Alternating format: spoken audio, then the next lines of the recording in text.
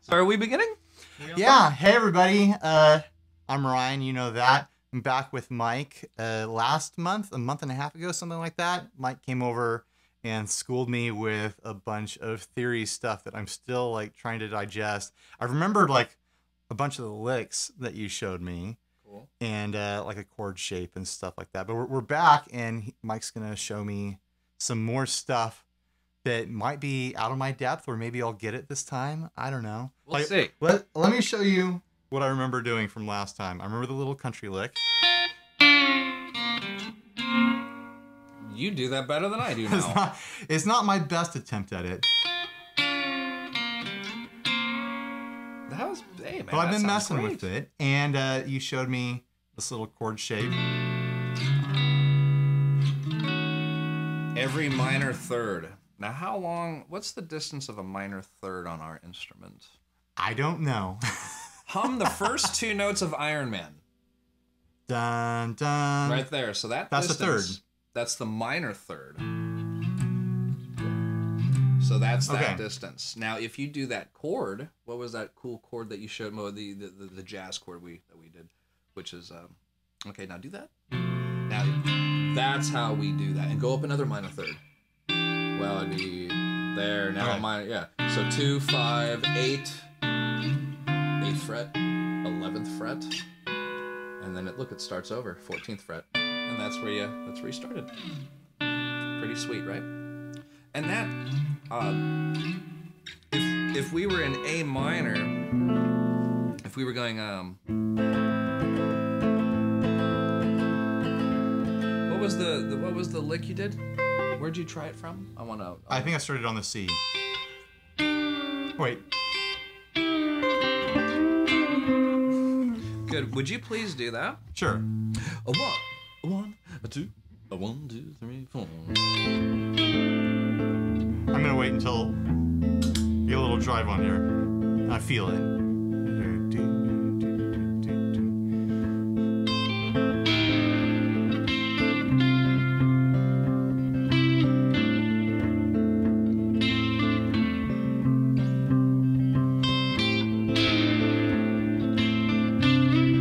Beautiful. Now watch, I'm gonna go weird. Keep the same thing.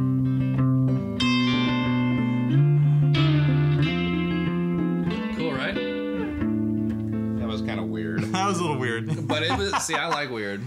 But again, you know, the reason why I'm going to say or think it works is that in the key of A minor, kids, is a 7-note scale. It's also a 7-chord progression. When I'm strumming A minor, that would be our 1. And you're probably wondering, like, wow, that's crazy. How is Ryan's C major country lick working over that? Well, it just so happens to be that the key of C is the key of A. And the way that we learn that and absorb that is, you know, C is here. I know. That's Do, Re, Mi, Fa, Sol, La, Ti, Do, C major. And that's, if I play a C major, let me hear that country lick again. I feel like just driving through Texas, getting myself a milkshake and some hillbilly something now. Maybe like a haystack. That's right now. Good. Dude, you got the right guitar tone for this stuff. I know, right? So, you know, maybe some of our viewers out there will have some questions, be like, wow, it sounds great, pretty dense information, but, you know, the tip of the iceberg when musicians are learning about these scales, one of the first things that can be put in your pocket as a device is the C major scale aligning with our C major chord. Now, if you count that, 1, 2, 3, 4, 5, 6, 7, 8. The 6, ladies and gentlemen, it's a very important piece of the puzzle. We call that the relative minor. Now that, if we just think it in terms of C major, happy, flip that coin over to the sad, the tail side of the coin. Now we have A minor. Now, if you can proprietize that. So C is happy, A minor is sad. Yes. And that also means that the A minor chord is on deck. That's the 6th chord of C. just imagine each of these notes, Ryan, has a chord. There's Do, that is the C major. D, you would play a D minor chord. E, you're gonna play a minor chord. The 4, or 1, 2, 3, 4. Wait, am I doing this right? I don't know. 1, 2, 3, 4, and then let's just so I don't blow your head off, let's just talk about these first 4 for a hot second. C, D, D minor. E, it's the 3rd, E minor. The F, our 4th major. Now that's all I'm saying is that when you play this scale, each one of those notes has a chord. So interesting. That's like the hierarchy that we're talking about, ladies and gentlemen. 7 notes is the tip of the iceberg. Now we're going to that second stratosphere. This is where the 7 chords live. And then if we go one more level, there's 7 modes. But we're not here to talk about that today. We're here to talk about... Yeah, you had like a whole other subject you wanted to cover, and I threw us back into what we were talking about like a month and a half ago. That's okay. I don't want to maybe think it's a digression. I just wanted to put a little bit more spit polish on it for your benefit. Yeah, it's for me. And you. So what do we want to talk about today? Like you're saying you want to cover like a diatonic thing. I did. And I think it'd probably be safe to do the same key, just so there's some relativeness. And maybe the viewers can watch that last video that we did last month, and then this would be like a part 2, but with a different rhythm concept. Maybe if we do enough of these, like a year down the road, like I'll understand like a lot of stuff, and I'll be like, oh yeah, you mean like this, and then like I'll already have like stuff figured out. I've hammered it into you by that time. Yeah. Like you're a piece of abalone, and I just been. So yes, let's talk about that. I want to continue with the key of C. Okay. Because when we were warming up earlier, we were in the key of G, but you know we can. Let's just. Well, do you think that G would be easier though to show off those 3 different positions that you were showing me earlier before we press record? Yeah. Yeah, that's a good idea. I think we should do G. Let's do G because it's a different key. Yes. Yeah. We don't need to stay in the same key. Let's do G. Fair enough. Yeah.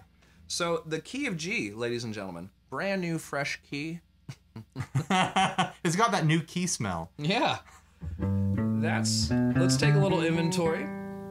I put my middle finger. I like to say middle major, middle major. I say it 5 middle major, middle major, middle major. Yeah. And the middle major appears in the room. Yeah.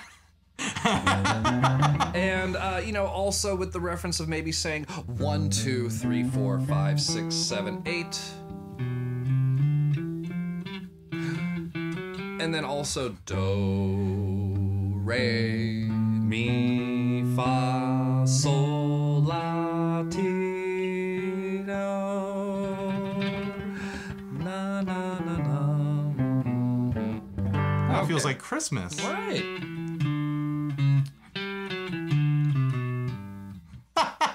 You were close. Look. Beautiful. So anyhow, those were 7 notes. Okay, I want to clarify though. This is how we speak. This is a semantic. 1, 2, 3, 4, 5, 6, 7. It's a 7-note scale. But when you land on 8, you have resolved. Octave. That's our octave. So 8 has a job, 1 has a job. Now, I want to talk about today lessons diatonic thirds. Diatonic thirds is a lot of fun, and I'm also letting you know that there is a 1 and a third. Now, if we played the G chord is made up of how many note scale, ladies and gentlemen? 7. Good. So imagine 7 notes. I was nervous. 1 through 7's right above us. I'm going to go ahead and cherry pick some of these characters. I'm going to grab the 1, the 3, and the 5. Now we have a chord. And that's what this is. Now, even though you're playing 6 strings, you're hearing a 1, 3, and 5. Mm-hmm. You're hearing 3 1s, 2 5s, and 1 3. That's 6 strings. Here's a 1. Say that again. I'm hearing what? Well, let's break this down just a little bit. Here's the 1, there's the 3, and here's the 5. So your E, A, and D, just that is all you need to make a G chord. but we have a wonderful geometrical instrument that's broken up into a few different areas, which is like the tenor, the alto, and the soprano. So when we do a full G chord, you're essentially repeating ones and threes and fives. So if this is a 1, and that's a 3, and that's a 5, look, here's G. That's a 1 again. Right.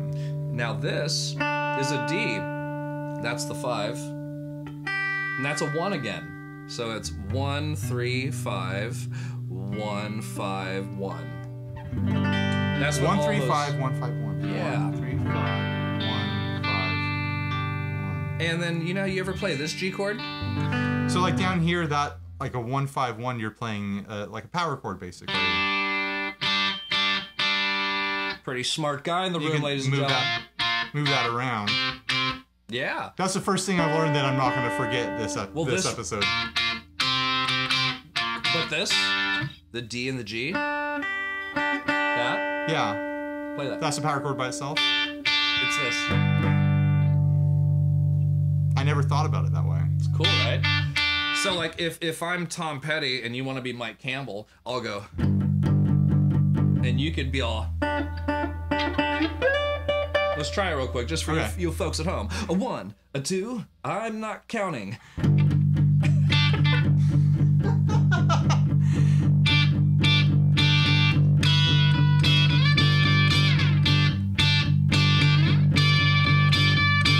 Sounds like rock and roll to me. Yeah.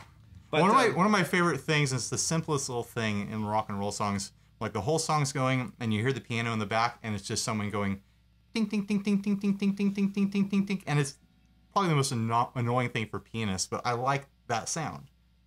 It's that sort of thing.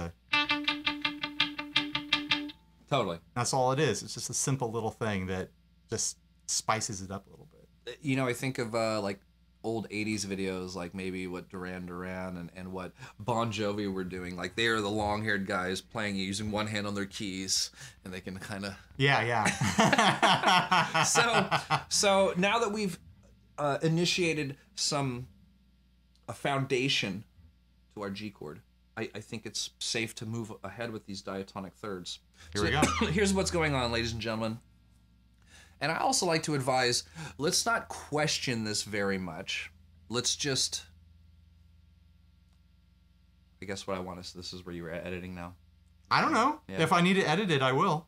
Well, what I meant by that is, people who analyze and need to know more, like why is it G and A minor? Well, sure. There are some pretty interesting answers for that, but I want to just gloss over that. The system in the key of G, we have G, A minor, B minor, and C. Now that chunk of music right there, good, very cool. You got some nice fuzz going on there. Was that fuzz? It was overdrive. And then, what does this sound like to you?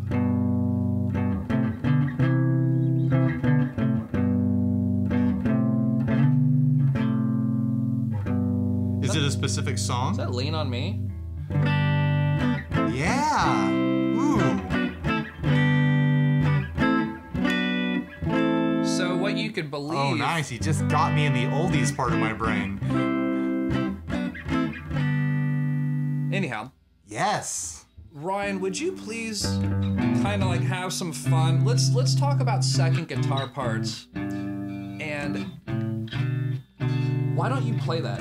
Watch, I'll just strum G. Watch how this works, ladies and gentlemen.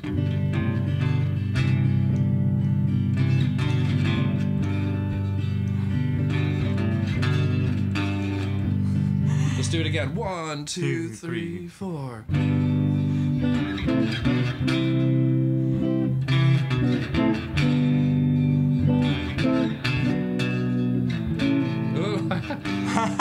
I made a mistake myself. I went major and I'm so dumb. But G, A minor, B minor, and C.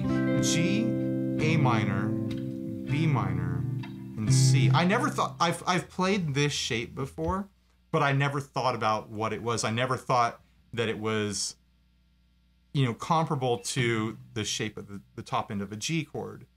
Because I move that G chord shape down by itself. I didn't think... To go in a key in a system. Yeah.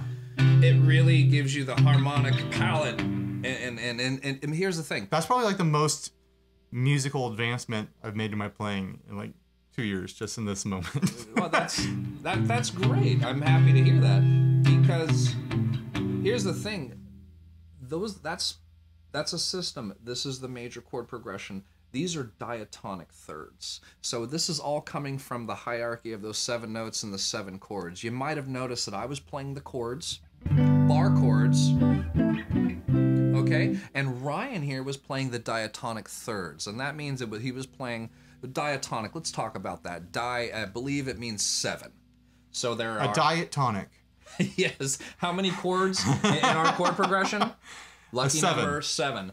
So we're talking about chords 1, 2, and 3, and 4, and each of these chords has a third, okay?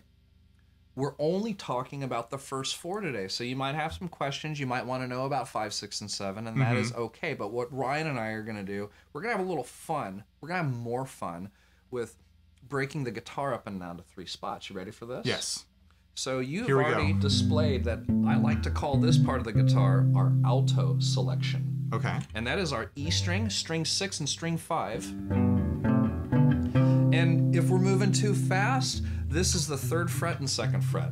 Our A minor is the 5th fret and 7th fret. I'm sorry, 5th fret and 3rd fret. And then our B minor is 7th fret and 5th fret. And then we also have finally the C major, which is 8th fret and 7th fret. Now here's where it gets a little bit more fun. Let's go into the tenor selection. Now this is the 5th fret D and 4th fret B. It's just an octave higher. Correct. Okay. And the other special thing about noticing this, Ryan, after you. Beautiful. Let's go back down.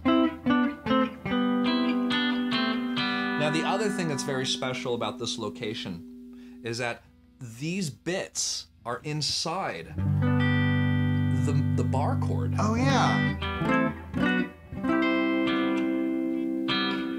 A minor. Ah. G minor, minor, major.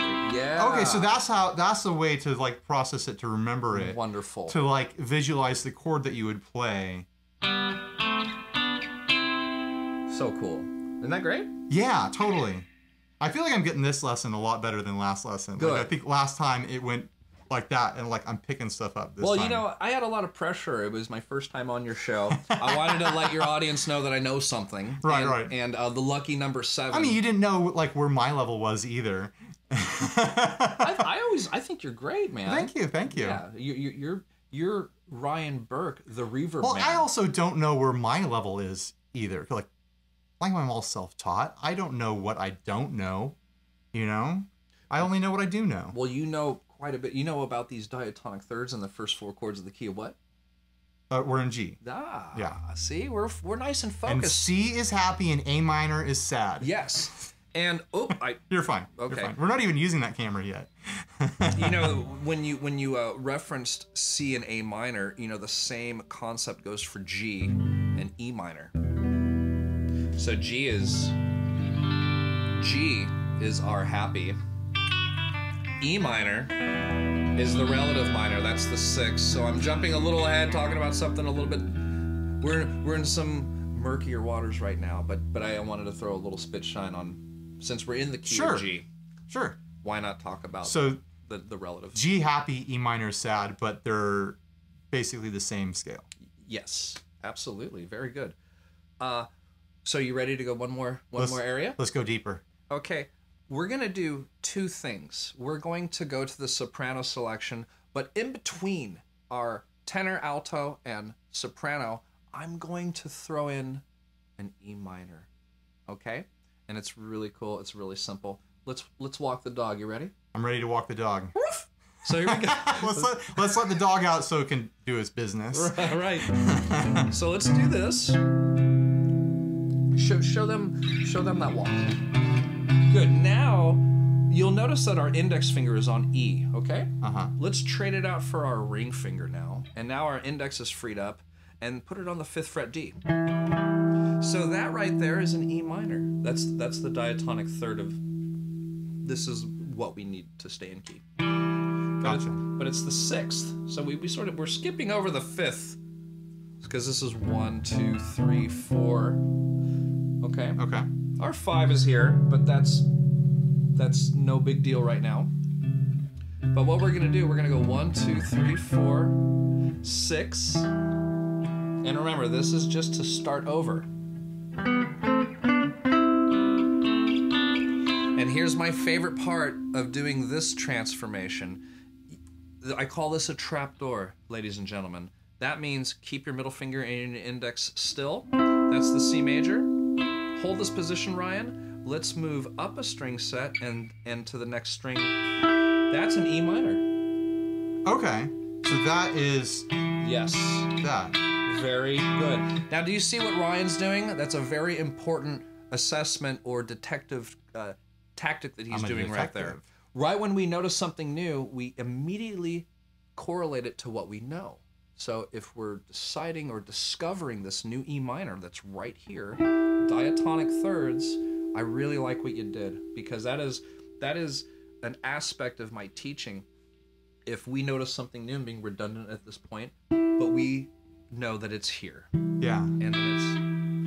I mean, so much of guitar, though, is that, like, the same note sounds, even if it's at, you know, the same place on a musical scale, it sounds different on one string to the next, one placement to the next. So, like, knowing, like, where all your E's are.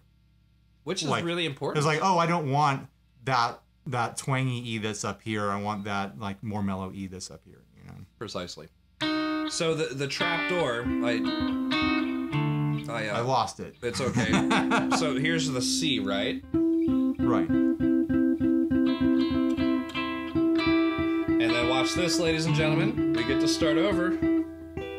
Oh, we're going deeper. This is starting G in our soprano. Oh, that's the G. See how? Very nice. Ooh! Watch this, guys. Have fun.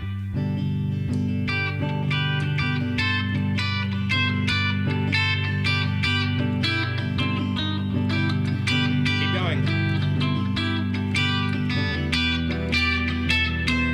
Yeah.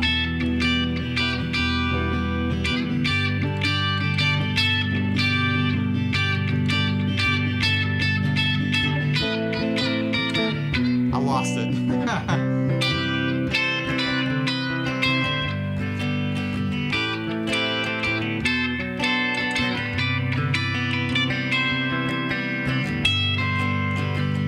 Sound great, man.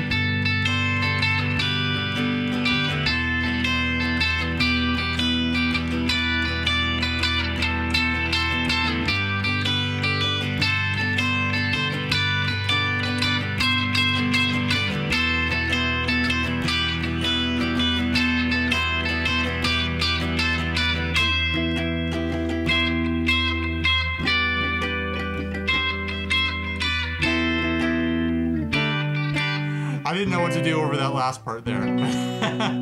Just repeat yourself. So see that phrase? See that phrase you're doing? Uh-huh. Play that same phrase. Watch this. 1, 2, 3, 4. And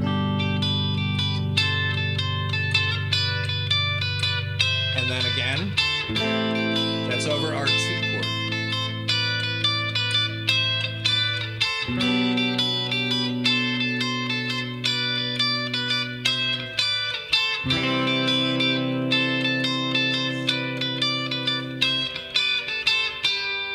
That's great. That's a fun little bit of hopscotch there on the fretboard. Like, you just know, where the, the squares are, and you just jump around.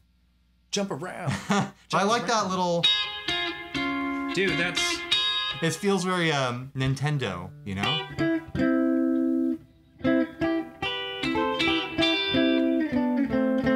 So, would you oblige me now on a little G strumming? Sure. And then if you want to go to A minor, fine. Okay. If I feel like it. So watch.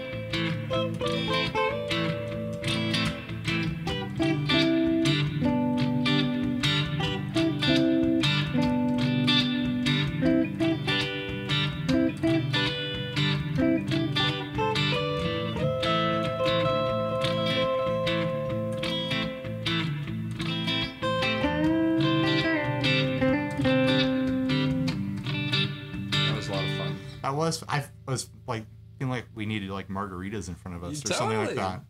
A nice like Sunday afternoon tropical feel to it. That's cool. Great. I'm pleased. I'm very happy. That's a lot of fun, and it's stimulating, and it makes you think and plan and plot and yeah. You know. It's a simple like little 4-part shape there that like you just linked it across the entire fretboard for me. So it's like I can totally just follow. And then where did it go? See how fast that took you? In no time, ladies and gentlemen, it's for you.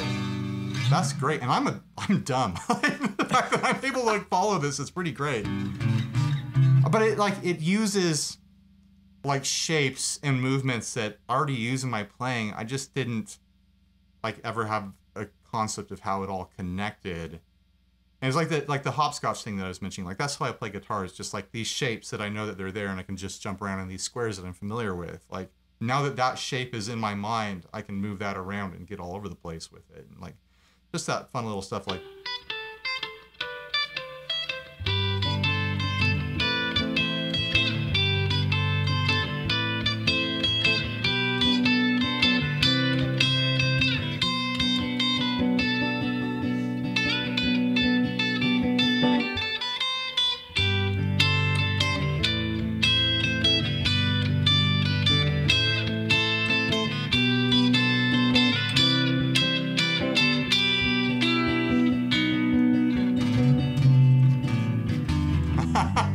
I lost the script a little bit there at the end, but here's the thing. I was just jumping right into it, and that sounded really great at the beginning there. Mini compositions. Yeah, that was awesome. High five, dude. That was rad. We did it. Is there anywhere else you want to go with that? Is there more to learn, or are we done? You know, there certainly is. There's more to learn? There's always more to learn, but I thought as for yourself and our lovely audience that if they're carrying... They're so wonderful and beautiful. They really are. Take a look in the mirror. Treat yourself. Yes, please do. But, keep in mind that we are in the key of G. Key in G has 7 notes, 7 chords. We were doing the diatonic thirds today, and that means that there's 7 of those. But we put some light on the first 4. Now, we did show the 6th one. The 6th one is initiating going from tenor to alto to soprano. So here's 1, 2, 3, 4. I throw that in there because this sounds a little too jarring. I wanted to throw a link in there so it has a smoother sound.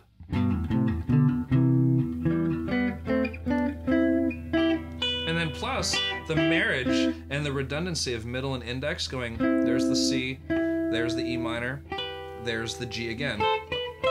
So as far as a shape and something that sounds really cool, because us guitar players like shapes, if we don't want to think about it in terms of 1, 2, 3, or 4, or G, A, B, C, D, it's at least at the very end of the day a killer shape. And this is divisive. A talent-free suggestion. You could wake up sick one day or not feeling your best, and if you got to go play guitar with Ryan Burke, I know that this will work. What happens if I just do that all at the same time? Oh, that's not bad. Now that's a C major 7 chord. And that is a very legal thing. Oh, yes, it's legal. It's very legal. It's such a wonderful time that we live in that's not legal. Yeah. I'm trying not to play or talk when I play. You're doing good. Thanks. Yeah. This isn't, I told him like, for editing, it's best not to talk when we play, but that's really more for like showing off the tones of things. Like this will be easy to edit because we're showing off notes and playing. Like you're showing off, actually. Okay, all right. I don't care about like showing off the way a pedal sounds or anything like that in this video, so we don't have to worry about it too much. Fair enough. I had a great time teaching that lesson. I would like to do a part 2 on this, and that's maybe where we could do the 5th, the 6th, and the 7th, and just clear that whole key. Nice. I could throw our audience a bone real quick, maybe on a linear. Do it. Just on the... yeah, go for it. We don't have any like time limit here. Like if you've got more you want to show it. So So there's our 1, 2, 3, 4. I'll just call them out. G, A minor, B minor, C. Hold this position, go up a whole step. D. Okay? That's our 5. Now if we go up again, there's that E minor, which is the one that we learned here. So, and then if you go up one more time, it's F sharp minor. So E minor, F sharp minor, and then it resolves. So G is the 8, F sharp minor is our 7, E minor is 6. Hello, my name is Mike Ruggirello and I'm an alcoholic. Isn't that what it sounds like? Remember those old commercials? Everyone's holding a candle. Uh-huh. Now, look, Ryan Burke, everybody. You just did the diatonic thirds in the key of G. Very good. And there's 7 notes in it. 7 chords in it. Yes, and you did all diatonic thirds. So 2, 3, 4, 5, 6, and 7. And then the 8. A resolution. Very good. You're a good student. Well, like I said, I know all these shapes. I just never strung them all together before, you know? Can I hit you with some other idea? Sure. So imagine, now that you know the order of these, right? Mm-hmm. I'll write it on paper. Here's what the nomenclature supports. And you're going to notice that there's Let me press record on this. There's some other characters, okay? Now, I don't want you to be too confused, but this is what a major chord progression looks like. This is our preferred nomenclature. Right. I learned. You were showing me this last episode, and like, I didn't fully like process what it means. So maybe I'll have a better like understanding of it now that we've been playing through this stuff. Okay. So that is our G. Okay. Let me hear a G chord. Good. Our 2 chord would be the A minor. Our 3 chord is a B minor. Our 4 chord is a C. So it goes back to that shape. Is that significant? That is. How about the full chords, though? Let me get those. Good. And then full A minor, full B minor, C. Do you know how to play our 5 chord? That says D7. Very good. That's a D dominant chord. Okay. Now, the 6th, ladies and gentlemen, the relative minor. So an E minor chord. Very good.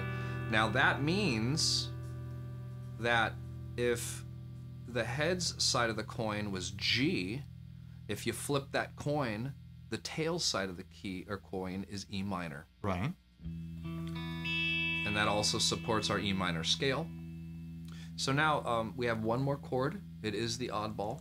Okay, are you ready? I'm ready. This is F sharp half diminished.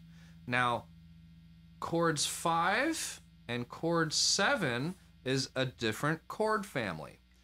I think that we can hang and understand that major, there's 3 chord families. We have major, minor, and now dominant. Okay, now here's the big difference. The 1, the 2, the 3, and the 4, and the 6, all of the major chords, that's a 1, 3, 5. That's 3 notes. Okay. This is a 1 minor 3, 5. It's because it's A minor. So there's just the 3 is different. It makes it a sad 3. Same thing for here, and then back to there. So 3 notes, 3 notes, 3 notes, 3 notes. Now the dominant chord, because what does dominant mean? I don't know. I'm gonna come in the room and I'm gonna tell you to go Just home. That's take my over. job. Yeah. Yes. Now, like, yeah, I was thinking like you throw a 7th chord into a progression and like you've just like changed the song. I don't know the theory behind it, but I know like you throw a 7th in, all of a sudden like you're ragtiming, you know, now like it changes the mood of the song completely. Indeed. So here's what I got for you. Is that it dominating? Is that what you're talking about? Okay. And also emotionally speaking, like how a human would use the word dominance, like in any facet of life. Mm-hmm. We can now, if you think about the power of that, you could use that information emotionally with your chord selections now. So you're like, oh wow, even though you and I associate that as honky tonk or a different sound, Right. but now let's use it as actual and emotional strategy. Yeah. Okay. So it's like you're playing a song in this key. You haven't dropped a D7 at all. But you're like, I'm about to change the way this feels. So I'm going to go there. That's a tool in your toolbox to change what's like what normally be like, oh, you're a happy little, you like major scale ditty.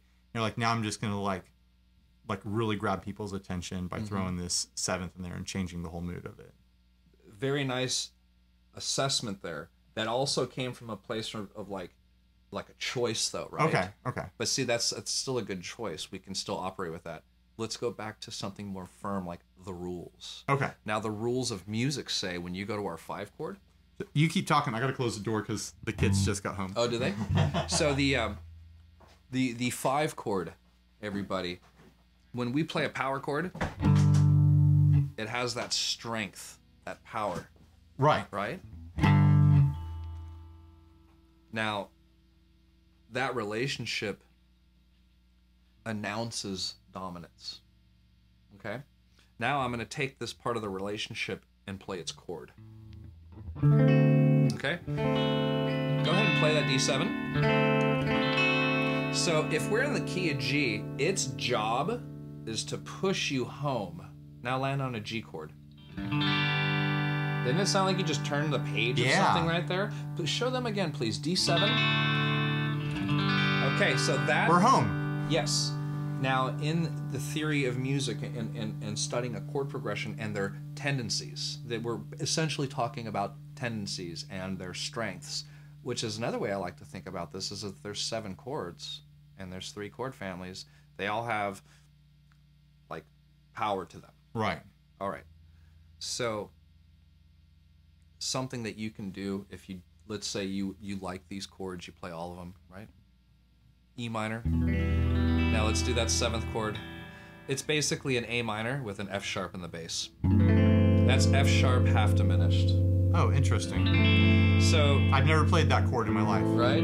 Well, a lot of us get it when it's first taught, we'll learn it like this. And it's pretty sparse.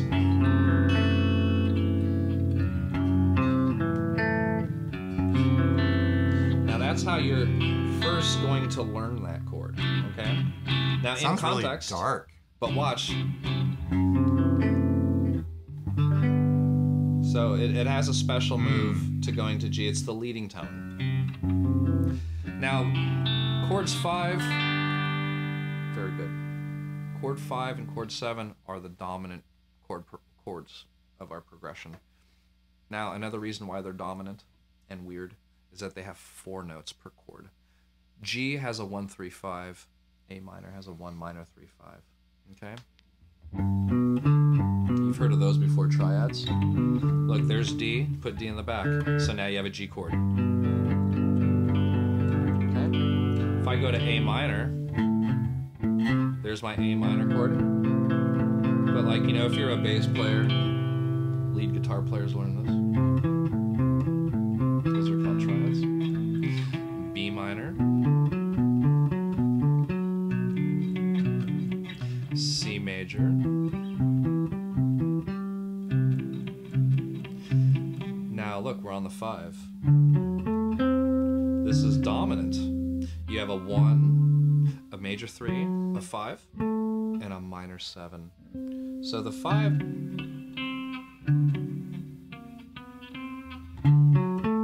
middle finger. Oh, I see. Watch. This'll give you some context. Are you bothered by me pointing you all the time? I'm a very affectionate person. That's fine.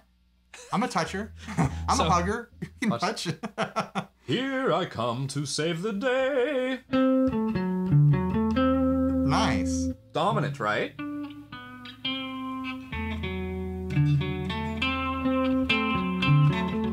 Now that's Superman.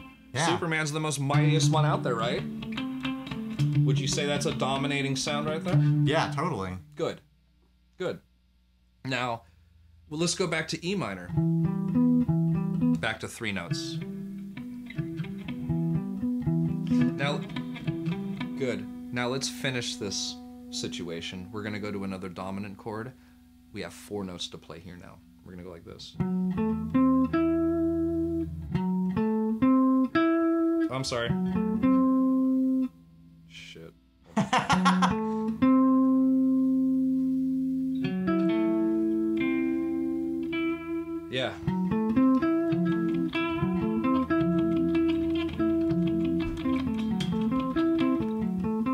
So it's kind of cool, like strategically speaking, the 7. I want to like chart out everything that we just. I'll write it down for you. Went through like through this whole thing, like on my own. Like I need to like sit down and figure like every note that we just played out. No problem.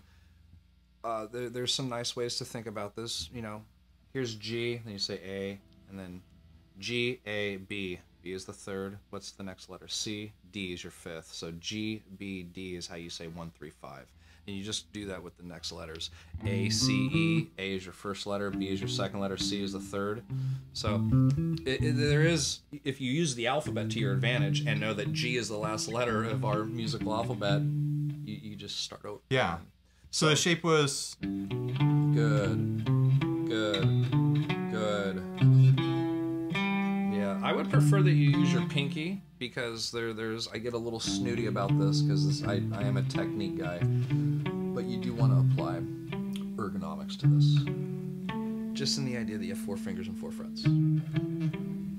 Look at you go, man. Oh. Now, if you wouldn't mind,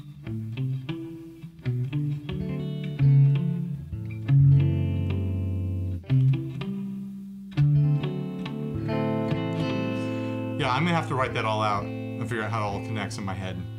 And we will. I'll write. Because I just want. I can play pretty quick when I know where I'm going. I feel like I want to just like rip back and forth on that. Like just now that I have like these patterns that I'm starting to recognize. I love that you're focused and interested. Just remember that the dominant chords have 4 notes. Right. So when I get down to the D, that's down here. And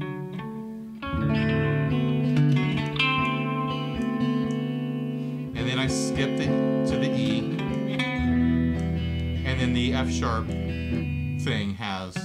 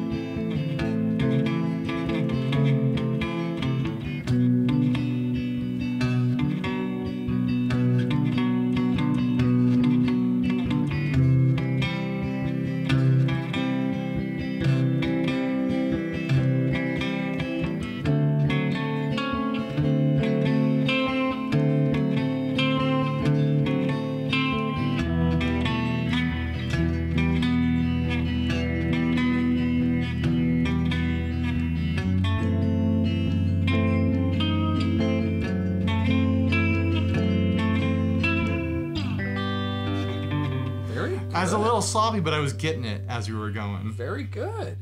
So what we were doing, I like to call that tracing. I was supporting you. The shape for the D is different than the shape for the F sharp, right? It's going for the D, and then the F sharp is...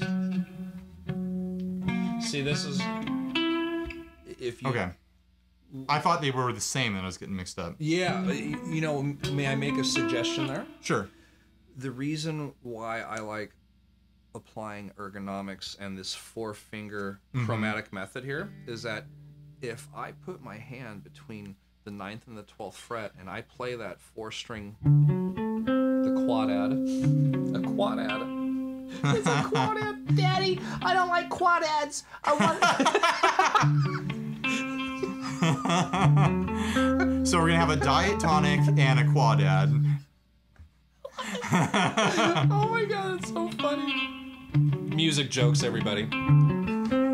So here was my point. Look at middle, index, pinky, middle. See how there's a nice relationship there ergonomically? And then if we take this system and go here between the 12th and 15, now we have, look, ring, 14, index, pinky, ring. So in my opinion, your 4 fingers help delegate and remind you of the patterns. Gotcha. And try to use your fingertips too. And then imagine dropping your thumb. What if you dropped your thumb behind the neck? Oh, I see what you're saying. So now you'll be more... And what practicing like this is interesting when you're doing single note diatonics, because then your palm ends up getting strong. Yeah, yeah. So this I can afford I think to a have lot a of better memory. a lot of us guitarists neglect to have proper, like positioning with our hand and learning to use our pinky, because like you can't do like big pitch vibratos and stuff with your pinky. Like it doesn't move that way, and we're all just like trying to be Hendrix all the time. We just always want to be ready to be like, like That was a good vibrato. I actually Like, practiced those. like we always like want to have like our power fingers ready. We're like I should learn to use my pinky more and have it ready, even though it's not ready to do like like kind of like ridiculous like show off sort of stuff. But you need it there. If you can use your pinky, then you can do other kinds of show off stuff. Like I don't know, it's like this feel thing. I think a lot of us play to the feeling of entertaining ourselves, and like using the pinky just feels like a little bit of a chore, and like the payoff doesn't feel like it's there immediately. That's my little rant on pinkies. That's a much nicer rant than my buddy Nate. I used to be in a band with my friend Nate, and he would say, "Don't use your pinky ever in this band, dude." Like, and he was implying like, don't do any ass rock shred stuff, like no tapping, no pinky playing. Yeah. And I listened to him, and he also taught me how to dress once upon a time, which I still don't know how to do, but. You're coordinated. You're all black today. Thanks. You picked colors that match each other. Just black. Black, and black. Yeah, your whole wardrobe matches. It's easy. My soul isn't. Says the guy who wears the same kind of gray shirt and blue jeans every day. Like I have a uniform.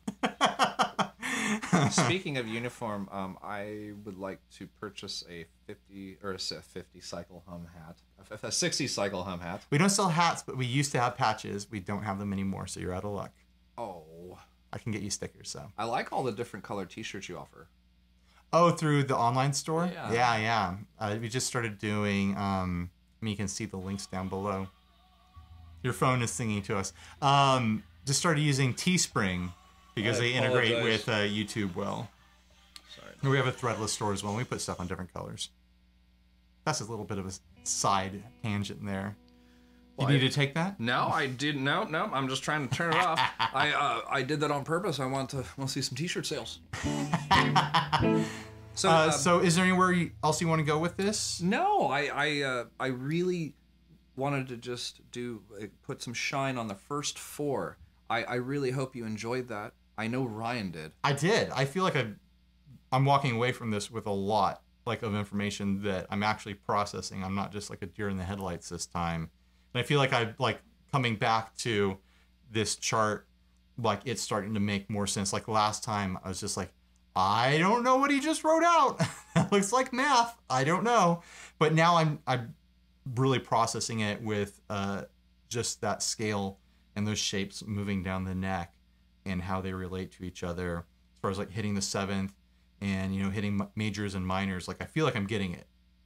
And also, and I agree, you are getting it.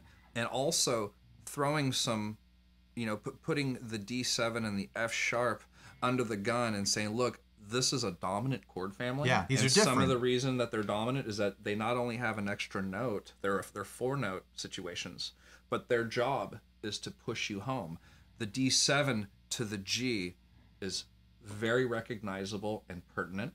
The F sharp half diminished, the leading tone chord, hearing that in context, and then a G, very strong sounds. They sound like you are just turning these musical pages, reading stories. And that's I wanted to. This is cool stuff, guys. Go into that. I hope everyone made it to the end here.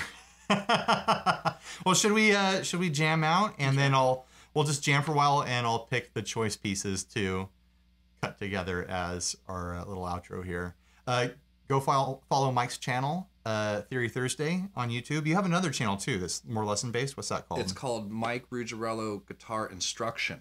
Put links down below. You can check those out. I'm going to be on his show this week, depending on when I publish this. He does the Theory Thursday live, and I'm going to be on there messing around, having fun. Yes, we will. We're going to be. I'm going to be asking you some really cool questions about your about 60 cycle hum, and maybe like a segment of what it takes to be a content creator. Okay. We're going to find that stuff out. You just have to throw your whole life away and be afraid of making money. It's easy. A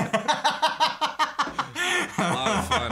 All right, you ready to do some jamming? Yeah, let's do it. I'm going to throw on a little bit of drive. I'm gonna do something similar.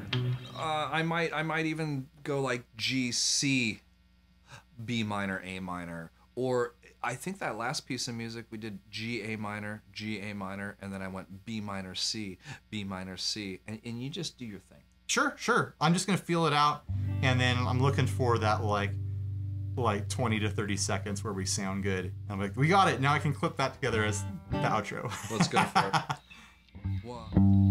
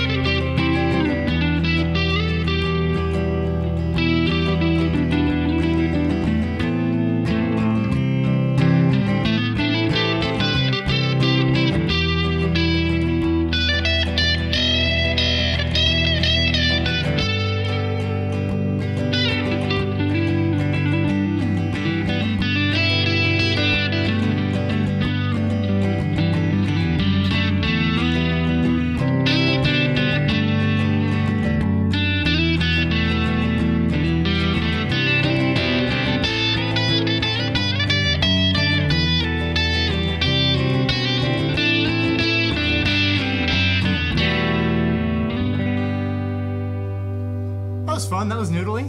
Dude, that was